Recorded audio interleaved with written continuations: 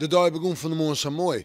Van de morgen betiet wie het nog vrij helder waar. En toen kwam de mist, het dampen waar. En dan gaat het oer in bewolking. En dan ga je weer het donkere waar. Wat we wend binnen deze weekend. Wat een verschil met juster. Doe het volop mooi dit weer, maar volop zinnen.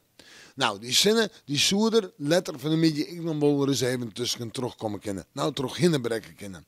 Die kans is er nog heel tijd. En de temperaturen van de middag zijn 10, 11, 12 graden. De zuidwestenwind matig, maar in het kust- en watergebied zal de wind vrij krachtig wezen. Dan joen en vannacht.